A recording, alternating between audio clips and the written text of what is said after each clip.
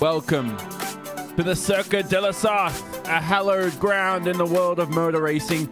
It's week 10 action of the Pro Mazda Championship. We're here in back-to-back weeks on RaceSpot TV and iRacing Live. We'll see you for qualifying after the break.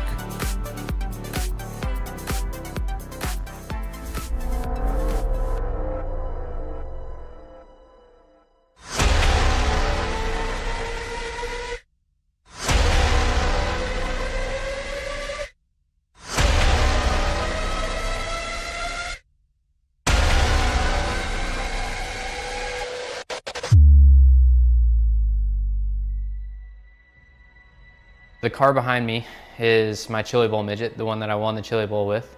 And what's interesting about that is it's actually the car that iRacing scanned that's going to be available to all the iRacing members out there.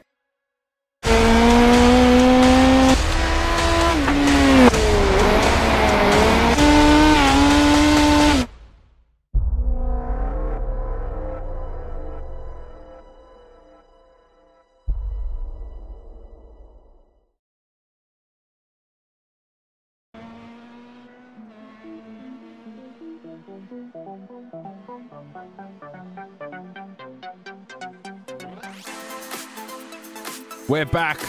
Pro Mazda action 2 weeks in a row on RaceSpot TV, streaming live on iRacing Live.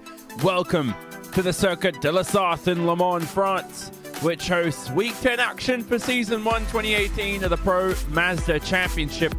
A wonderful circuit out here today. 13.63 kilometers, 8.47 miles in length. Clockwise layout. 38 turns. I am not going to let you know how many are to the left and how many are to the right because it's going to take forever. Only 9 laps of racing action. 4 minutes a lap around here for these Pro Mazda vehicles, so should be about a 36 to 40 minute race. Pit lane lost time, as usual, about 25 seconds, and lots of elevation change up to 42 feet. So a very long circuit, as we know. Plenty of elevation change to go with that. The one and only famous Le Mans 24-hour layout being used for our race today. The pit stop will probably be needed too for the drivers. They'll go with as much fuel as possible, but they won't be able to make it. We'll look at the championship standings in a second, and we'll get straight into it. You can see Jerome Haag leads, and he's actually dominating this championship. The 3-time Pro Mazda champion. He's on his way to his 4th at the moment. Martin Arnauld is close again, but not close enough.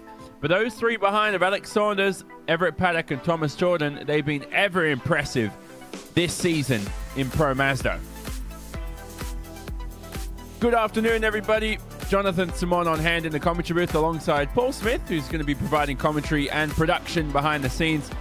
Paul, here we are at Le Mans, such an iconic circuit, but I'm not going to tell you how many corners are to the left and to the right, but each one of them is unique in itself. Yeah, good evening, everyone. Hope you're having a good Saturday or Sunday morning, as it is down under. Yeah, it's going to be an interesting race, this one. I thoroughly enjoy racing around Le Mans, around the Circuit de la Sarthe, and it's a great challenge for these drivers. Qualifying just going on at the moment. Aurelien Gimlowitz actually setting the pole time at the moment provisionally. So that's going to be interesting to see how these times go. Of course, we've not really got time for the 2 flying laps here. So really, it's just a case of getting that 1 lap nailed. Yeah, it'd be very difficult for drivers to get into that 3-minute range. But at the moment, Aurelien Gimlowitz, as you said, 4-minute 1.096. Provisional pole by only 4 thousandths of a second. He's pipped by Alex Saunders, who absolutely demolishes his time. Half a second up now on provisional pole. Alex Saunders, who we spoke about, Paul, is up there in the championship fight, and he's been ever impressive this season. Certainly has been impressive. I'm just having a look here at Jean-Michel Noyon heading in towards Porsche curves. This car is going to be an interesting one to handle around here. It's going to be a good one going through Porsche curves. Plenty of downforce in this car, even though it's got relatively simple aerodynamics. It's got a lot of downforce, and you can really throw it around these corners, heading towards Corvette curves towards the end of the lap.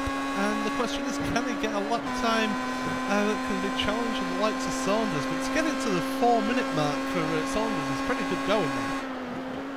Yeah, we ride on board with Jean-Michel Noyon, who travels through the Ford curves. 4 chicanes, excuse me. I'm getting mixed up with another circuit as they come through the final corner now. Jean-Michel Noyon to set his first lap time. Up into P9. He's in there. He's in the scrap. And he's done well, Jean-Michel Noyon. This season as well, he's been impressive too. He's been a bit underrated. Here's Ronnie Nunez across the line as well. Ronnie, what happens to him? Doesn't set a time.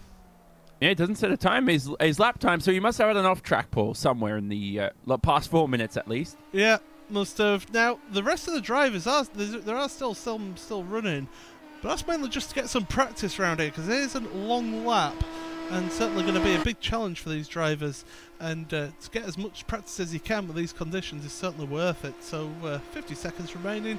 We're pretty much, well, the grid's set, basically. Yeah, that's it. A couple more drivers to go. Don't think anyone's going to cross the line, are they? I'm just having a look at different drivers, but I think that's it. So we'll have a look at the grid for this race.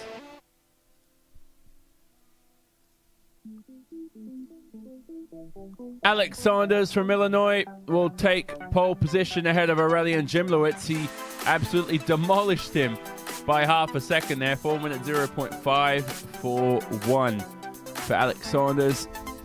Haag and Dendelo round out that second row of the grid. Jerome Haag, we know how quick he is in the Pro Mazdas. Is the third and fourth rows on the grid. Bob Battella, Isaac Jan, Thomas Zager, Joseph Newman round out that top 8. Then it's Jean-Michel Noyon, who we saw there at the end of the session, setting a nice lap time to get himself into that ninth position. Joined by Frederic Nochon, Craig Ridley, Borna Bueno there in the 12th position. Then it's Fabio Aoki and Gabriel Perez, two very quick drivers in the Pro Mazda. So they seem to have some issues in qualifying every now and then. So look for them to come through the field. And what is Martin Arnoldus doing all the way down in P15? Terrible qualifying session for Martin. Not what he needs for the championship charge, but he does have 36 minutes of action coming up. You can see the rest of the grid on your screen as well. We hear the nice flyover too, Paul. I don't know if that's coming through for you, but my ears are going, they're drumming. I don't know, I can't hear anything. Yeah, it's certainly loud as that flyby, and unfortunately can't quite get it on screen, but definitely this is going to be an interesting race. This is going to be all about the slipstream here in this one, and so it's going to be quite a case of just qualifying isn't the be-all and end-all around here, especially with these cars. Getting that slipstream and being able to keep yourself out of trouble. Keep the nose as well clean. If you keep the front wing clean, then you'll be able to keep that top speed. But we're heading towards the start of this race. Yeah, you'd have to say that the Mulsanne Straight is the best opportunity for overtaking. Well, the Mulsanne Straight into the two chicanes. You've also got down to Indianapolis as well. It's going to be a great place to overtake, and you know, these drivers they don't suffer fools easily, so they're going to be all clued up on that one. The drivers have a pretty short run to the Dunlop curves, but it's possible to pull off a few moves into there. Alex Saunders on pole position alongside Aurelian Jimlowitz as the red lights illuminate for 9 laps of racing action. And we go green at Le Mans. David Endelo from the second row seemed to get a good jump. Same with Jerome Haag, but it seems to be all stagnant in your top 4. Bob Battella and Isaac Jan as well, stagnant near the back of the pack. 2 by 2 as we head towards the Dunlop curves for the first time. And they're still scrapping away for position here near the front. Almost 3 wide as they head through the Dunlop chicane.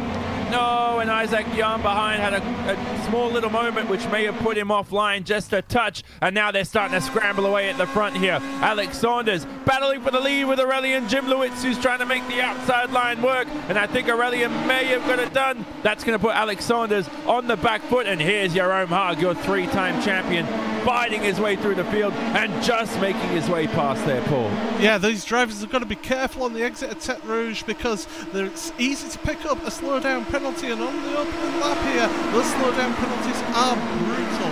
So got to be careful around here. Don't get a slow-down penalty, because you are going to drop down the order like Jean-Michel Noyon is doing right now. But down at the front there, look who's looking for the lead now, Jerome Haag. Yeah, but who's that behind as well? David Endelo possibly. No, David Dendler's all the way back behind. There's almost contact in the back. I heard something go on. David Dendler was sent deep into the corner here. You have a look at the front now. So Jerome Haag leads ahead of Aurelien Jimlowitz after the chicane. Alexander's all the way in third. He's trying to fight his way to the second position. But Bob Patella, he's been ever impressive. And he's got the number 12 alongside him here of Isaac Jan. Who's going to end out on top before this second chicane? Well, your guess is as good as mine as they head into that second chicane now. Saunders just down the inside. Gimlowitz getting just crowded out a little bit there, trying to carry the speed through the corner. Not able to quite do that, and here comes Patella now, down the inside, heading towards Mulsanne. It's a long straightaway, of course. It's over this brow here where Mark Webber famously went flipping through the air. Yeah. So certainly these drivers hoping that doesn't happen today. But look at this. Isaac Giant now trying to make the move, and Jerome Haag and Alex Saunders battling for position as well. Yep, Isaac Jan now in the fourth position after starting sixth. Oh no, Mutt. Oh, we've got a big crash. Big crash. Ridley's up and down, up and over. Yeah, this is at Mulsanne corner. So there's always going to be an incident at Mulsanne, isn't there, on the first lap? All these drivers coming through. And Arnoldo seems to be... He's continued, but he's got a lot of front wing damage. Boy, look at Ross Addy. We'll look at it after the replay. We're looking at Craig Ridley now. Oh, shuffled all over the place. Craig Ridley in that wonderful Benetton livery, but not going to do him any good here today. If you click back to Ross Addy here, oh my goodness. As the lead battle's still starting to heat up here. Jerome Haag now into the second position.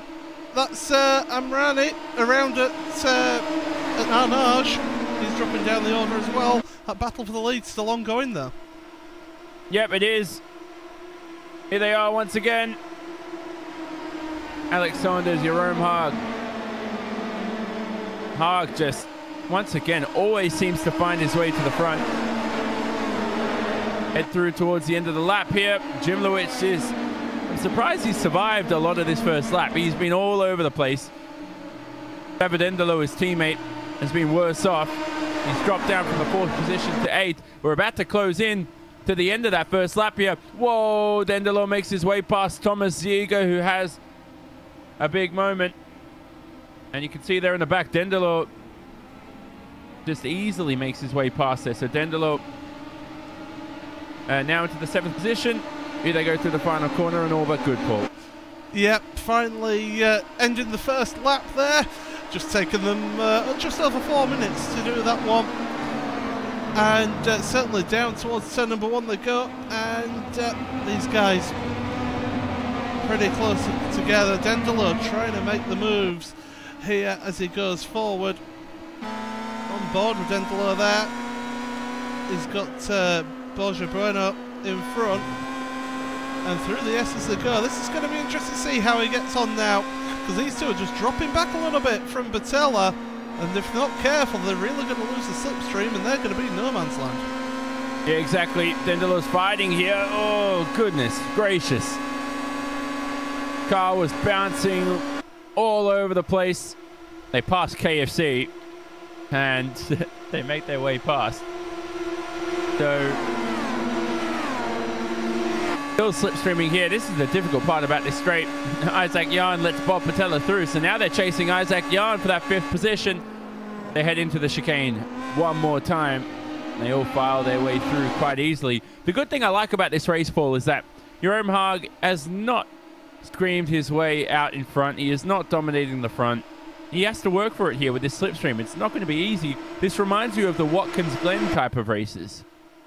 Yeah, Watkins Glen, it's a good one for the slipstreams, as here comes Haag now alongside. Got side-by-side action further back as well, as you can see on screen. Aoki and Nunes, but into that second chicane. Haag taking the lead once again. Oh, look at that slide from Haag there! Really struggling. He's going to get a slowdown penalty, you would imagine.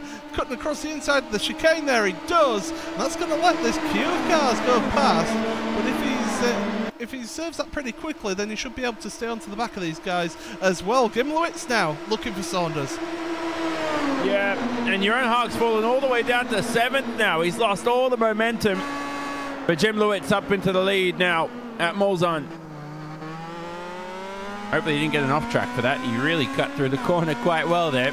Aurelian Jim Lewis. Saunders in 2nd. Bob Patella in 3rd. I'm liking what I'm seeing from Bob Patella. Driver from Iberia. Now he's got nowhere to go here. It's going to be impossible to make this 3 wide. Jim Lewis may have lost the lead again to Alex Saunders, who needs these points for the championship. Isaac Young close behind. Can Bob Patella even find his way into the 2nd position? It's going to be a tough asking for him. They head through Indianapolis.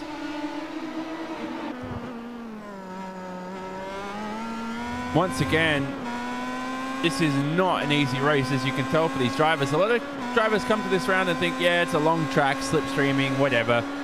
Believe me, there is a lot more skill to it than just that. Well, it's not just that. It's they're absolutely maxing out the flatness of the wing to try and really cut out as much track as possible so that they're able to get the top speeds that they can, which means that when you get to sections like here at Porsche Curves, you're not going to have that much downforce, really. So you need to really be careful, because it's so easy to make a mistake and end up running wide, getting a slow down penalty, or even heading off into a wall if you're not careful. Yeah, they pass the Corvette curves, now up to the Ford chicanes to end the lap. And I love these final couple of corners. If you had to pick chicanes in the world that keep you entertained, Singapore Sling, the old one, and I like the Ford chicanes too. Dendelo and Haag are in, by the way, onto pit road. Yep, you need to make that pit stop to make the end of the event. Here's David Dendelo, and hopefully he doesn't make this a calamity. Right on board with him through the pit lane, and you can see the wonderfully modeled pit lane that iRacing's developed. Jerome Haag right behind, though. This is a good time to pit, Paul. You break free of that traffic. Jerome Haag's also made a mistake. It's a good refresh point as a driver. Yeah, absolutely. Now, they won't take any tyres, surely. They'll just do a fuel and get away. And that's exactly what they've done there. Dendelo and Haag away. But you look at that pit lane loss there. Time on pit lane, about 40 seconds.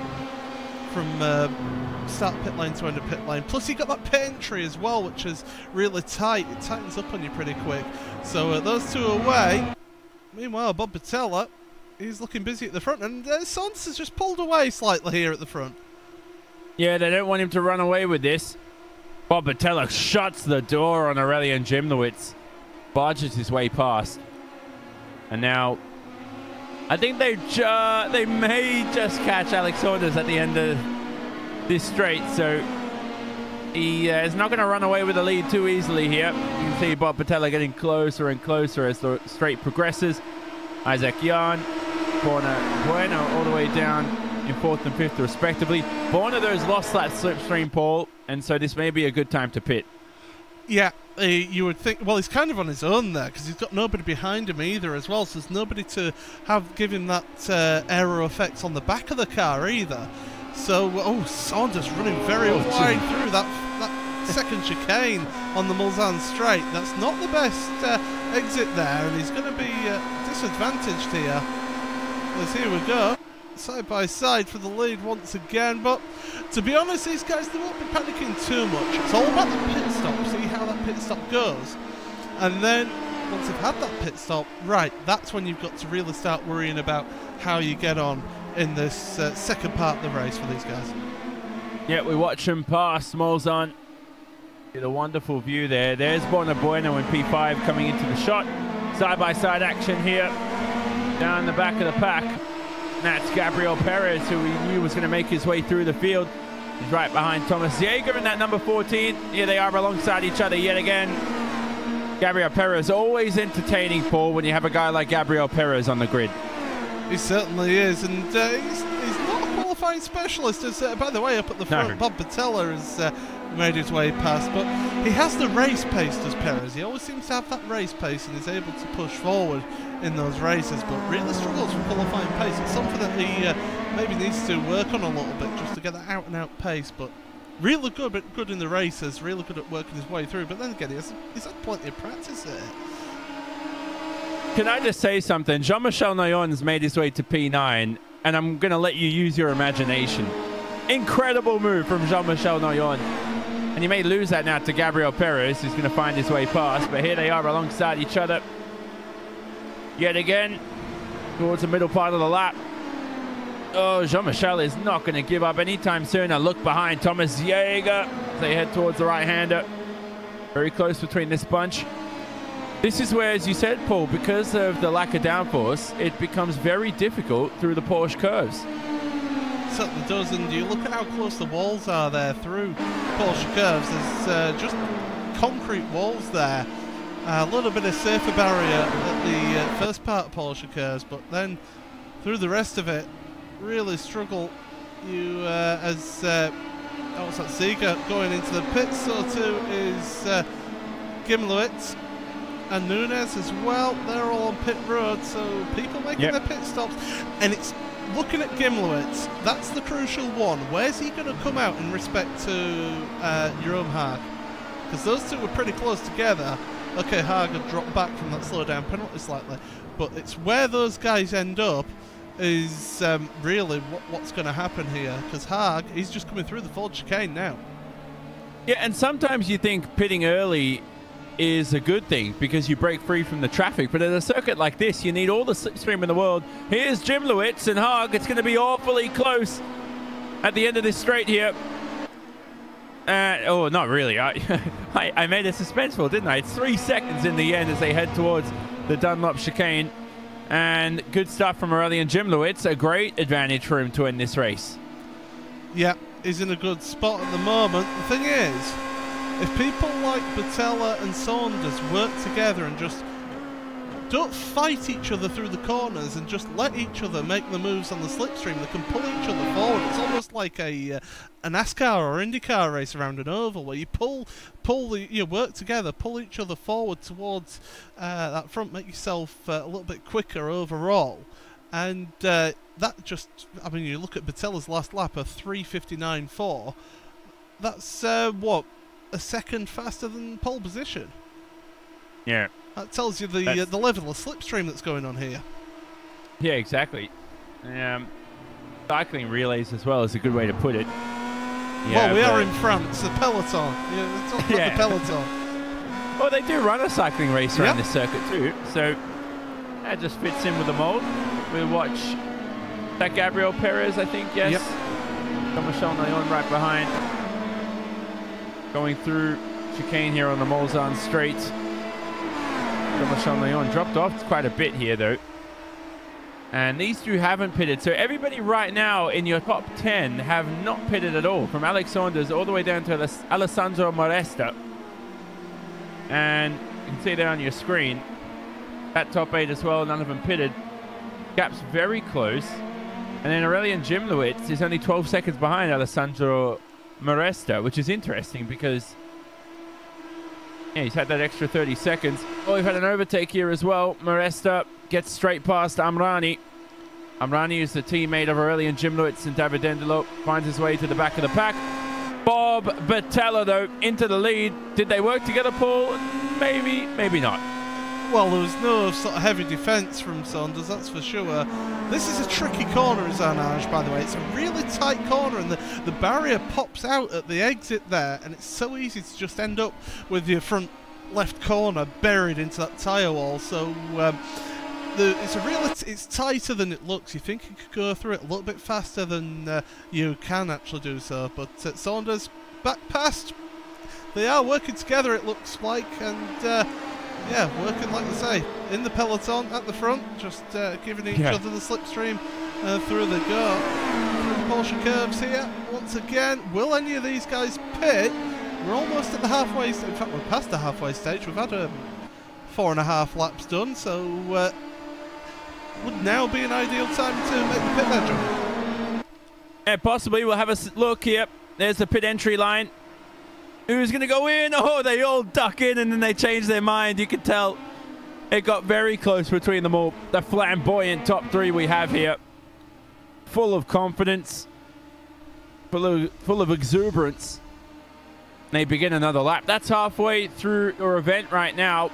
And Alex Saunders leads by half a second ahead of Isaac Jan. Joseph Newman and Boya Bueno round out your top 5. Boya Bueno, one of the coolest names I've ever heard. And I love the fact that he's on this grid right now. Gabriel Perez, P6. Jean-Michel Nayon, P7. Rounding out the top 10 is Aoki, Maresta, and Amrani. Aoki, though, ducked into the pit lane. The same for Amrani. So then there are 8, Paul. And now your top 8 still haven't pitted halfway through this event. Now, here's a point I'm going to make here, and it comes from the world of endurance racing. The longer that you stay in the slipstream, the more fuel you're going to save.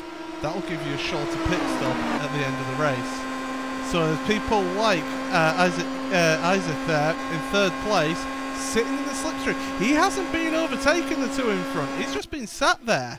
Is he playing the long game here, sitting in that slipstream, saving that fuel, so that then when it comes to the pit stop, you've got a slightly quicker pit stop?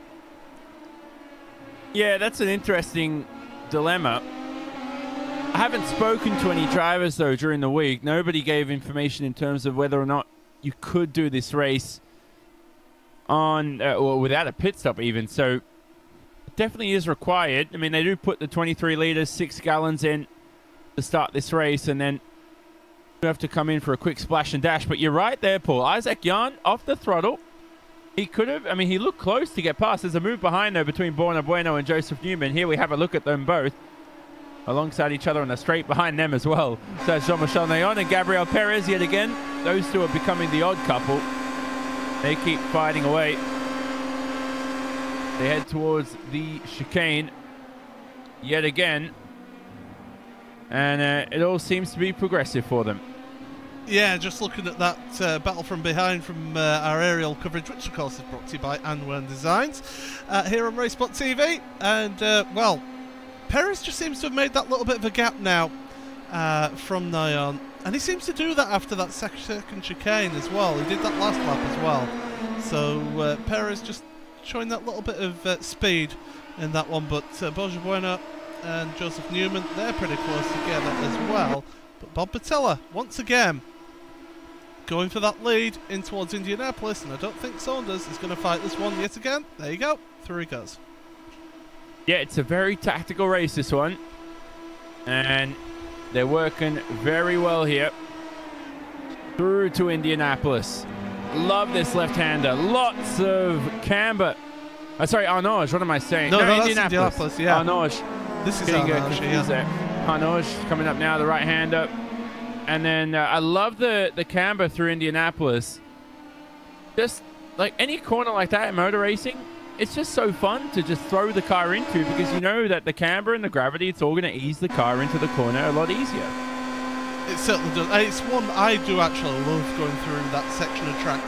The really fast right-hander into Indianapolis, and then going through the left-hander at Indianapolis as well. Getting that car slowed down. You're on edge on the entry into that left-hander.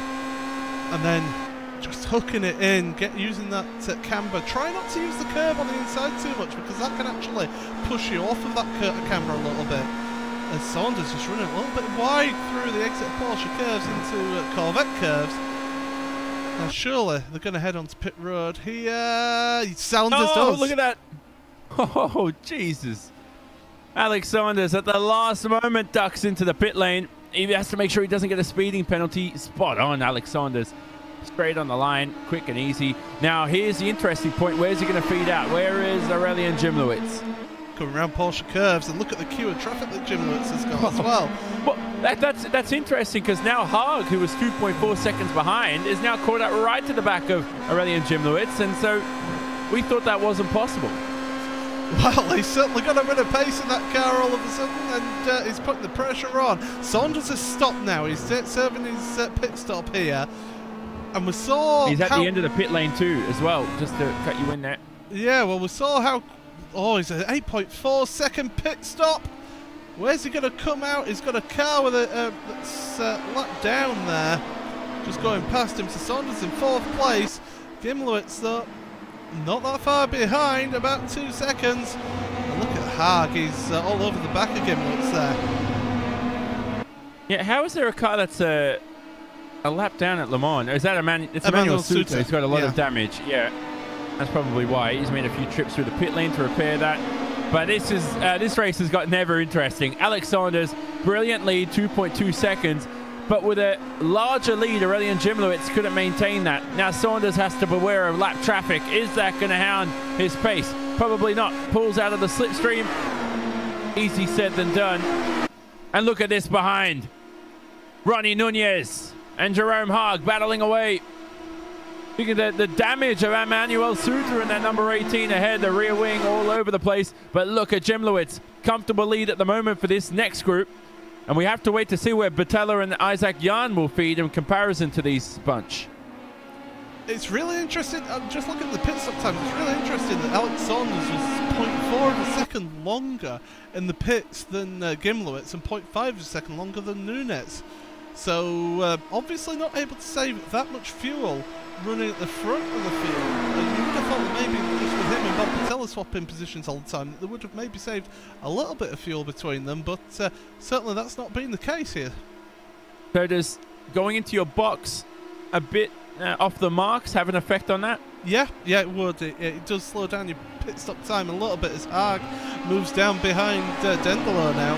So down to 8th place for the time being. Front three have still not pit, and look at this, Isaac Jan moving to the front. Hasn't led a lap, Isaac Jan. He's number 1 here, possibly at the end of this lap, unless they duck into the pit lane and Bottella continues, which would be very odd. These two have to really communicate on this, because if one of them leaves the other to hang out to dry, it could demolish their race. They really need to work together as much as possible.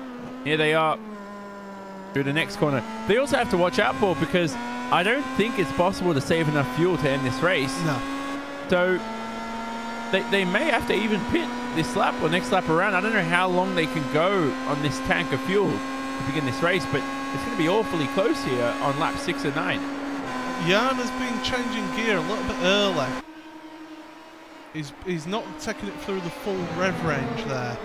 So perhaps just saving a little bit of fuel that way, possibly. Good way of saving fuel, apart from being in slipstream, is just to lift and coast into corners. That way you just use the aerodynamic drag to slow the car down. Headed towards the end of the lap here.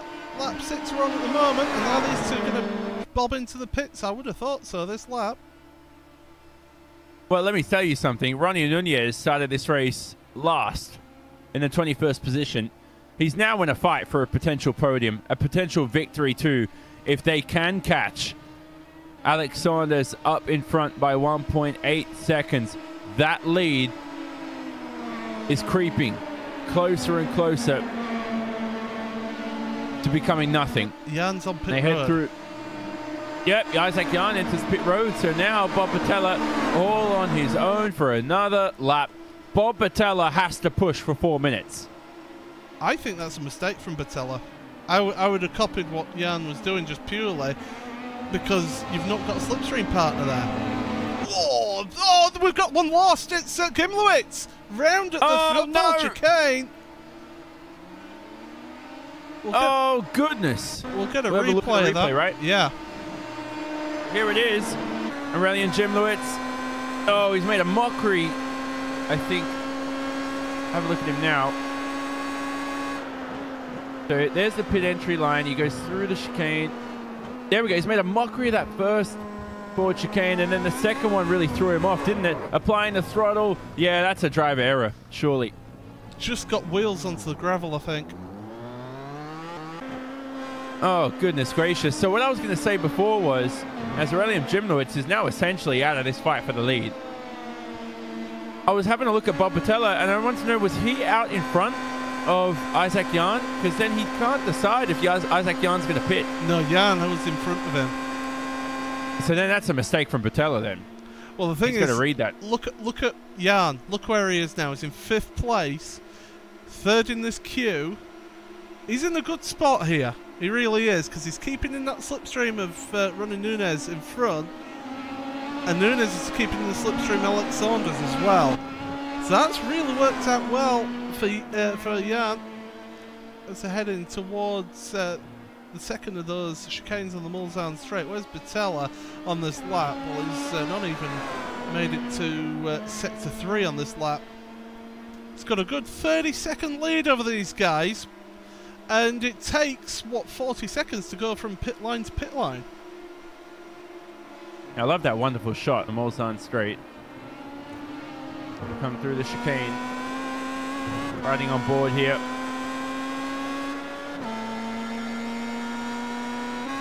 Yet again on the Mulsanne straight with Isaac Jan, Jerome Haag, excuse me. Isaac Jan is ahead of him.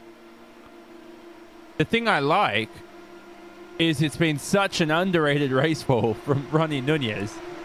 Where did he come from? From last on the grid. He's essentially in a podium position right now once everyone pits. That is, yeah. That's a special drive if it pays off for him. And he is now really in the slipstream of Alex Saunders now. He's really caught up to the gearbox of Saunders now. Where did Kimi Räikkönen start in Suzuka 2005? Was that last? I don't think he was quite last. He was down the order. Down the back of the pack. It's not like 15th, 16th, wasn't he? Yeah, because whenever I think of drivers who come from like last place to win a race, I always think of NASCAR, because it always seems to happen. Driver starts P43, you know, it might be like a Jimmy Johnson, someone really good, and then they end up winning the event, and that seems to happen occasionally in NASCAR. But here in Pro Mazda, if you're going to pick a round to start last, Le Mans would be the one. Plenty of overtaking chances. There's Bob Battella, ducks into the pit lane, doesn't he? And he doesn't have to make it a last-minute decision. He knows he's going to do it now on lap 7 of 9. They're going to begin lap 8 this time around. It'll be the penultimate lap of the event. I think he was a little early on the pit limiter there. So maybe just lost about half a second, maybe a second on that one, as Borja Bueno comes onto pit road as well. And here comes the rest of the mob now. They're out of Corvette curves, and look at Nunez. He's looking confident. He wants the win here. Oh, who was that cutting across the curb there? That was Isaac Jan. He missed the first part of that fortune. And a slowdown. Yeah. And now they're all going to fly past him. Jerome Haag, David Endelo. Where's Bob Battella, though? He's going to exit the pit lane now. He's lost the lead. He doesn't have the lead anymore. They all file past. He's not even on the podium. He's in P6 at the moment. And he was very close to cutting that white line at the end of the pit lane. Bob Battella, not even in your top 5 at the end of the pit stop phase. They come through the Dunlop chicane. And then through the S's now. How about that, Paul, to shape this race up for the finish? Alex Saunders, Ronnie Nunez, Jerome Haag, David Endelo, Isaac Jan, Bob Battella, your top 6, all within a chance of the first position. Yeah, absolutely. This is fantastic. This is great racing. This is what we wanted to see. And Nunez now, he doesn't want to go too early. He wants to set himself up for towards the end of the race here. And look at this now. Saunders is going defensive. So he realises now this is the important part of the race. This is where the slipstream will count. And I think Nunez, really, his best opportunity would be on the last lap heading down towards Indianapolis. Oh, here we go. Going to get ever closer on lap 8 of 9 here, the penultimate lap of the event. And Ronnie Nunez from P21 has a shot at victory here. He's got a shot at P1 for the first time as well. Here he comes now on Alex Saunders. They're all trying to go for that line close to the wall. Ronnie Nunez now straight past. He's got the lead for a few seconds. Can he maintain it though, heading into the braking zone in the chicane? Should be all good for Ronnie Nunez. And nice and easy, right on the limit. That's what you want to see from a driver who started last. He's got a lot of work to do though over this next lap and a half. Yeah, absolutely. They've actually dropped David Dendelo of this front 3. Here comes Saunders once again. Do you know what? Nunez has done that to perfection. He wants to do that on the last lap of the race. He wants to let Saunders pass here into Mulsanne and then get the run out of Indianapolis. He wants to do this as a trial run here, and this is where he wants to do it. And I think he's got this absolutely spot on. Do the overtake after the first chicane down the Mulsanne. You set yourself up for the run to Indianapolis, and here he comes again. Yeah, exactly. I like that. So good analysis there from Paul Smith. They passed that big Toyota hybrid sign. Boy, this is getting close here. Oh my goodness, Jerome Haag wants to barge his way past. No room though for him. They're alongside each other heading into Indianapolis here, almost touching each other in the braking zone. It's starting to get feisty. They're going to head towards Arnauge, and they form up through here. The thing you haven't mentioned, Paul, is that on the final lap though, he can time it to perfection, but you have to remember Alex Saunders is going to be aggressively defending first position, not compared to the penultimate lap. Yeah, and here he goes, and this is another opportunity down towards Porsche curves, and Nunez making the move. He's looking to the inside, making that move stick. Just push Saunders wide there. Saunders into the gravel. He's going to go across the grass. That's going to lose him a ton of time. He's going to lose out to David Denlow now. Well, Saunders, he could even be in the 5th position if Isaac Jan makes his way past. He can't. Bob Battella also in this scrap as well. So there's not only a battle for the top 2 right now, but P3 is also on the table. Here they are through the Ford chicane. Oh, Isaac Jan stopped. What's happened? Is that a slowdown penalty? Yep. He ran out too wide out of the Porsche curves. I think Saunders did the same thing as well. And all 3 of them. Saunders is still serving that penalty here. So he's really dropping down. Jan's almost alongside him here. And, well, final lap here, Johnny. Anything could happen in this one. And look who it is in 2nd place. Your 3-time Pro Mazda champion is proving his worth yet again. But there's another driver who's also on his game today. It's Ronnie Nunez. Those 2 in a scrap for P1. 2 drivers have absolutely ruined their chances of P1. That's Alex Saunders and Isaac Jan. They find their way at the back of this pack in P5 and 6. David Denlow and Bob Battella, though, also within touching distance of your top 2. If anything goes wrong, David Denlow will be there to sweep the pieces up, much like your sweeper in football, Paul. Yes, to go past the football stadium, actually. Heading down the Mulsanne straight once again. And Jerome Haag is backing off the throttle here. He's not wanting to go past yet. He's doing the right thing here. Hanging back, staying in that slipstream. He's waiting for that time to pounce. Yeah, he's seen what's happened on previous laps here. He knows what he's doing. He's a 3-time champion. Yeah, I know. If only you were racing, Paul, you could have taken it to these guys. Please, if I was racing, I'd be nowhere near these guys, trust me. Oh, man. Well, you couldn't piece this better. Final lap of the event, you got a 3-time world champion and a guy from the back of the grid also trying to claim victory here. Here's Ronnie Nunez. Jerome Haag bats off the throttle again. He's got something on the agenda here. Maybe he's going to make that move towards the end of the lap. Looking out behind as well. Jan making the move into the 2nd chicane. That was the battle for the lead on the previous lap between those 2.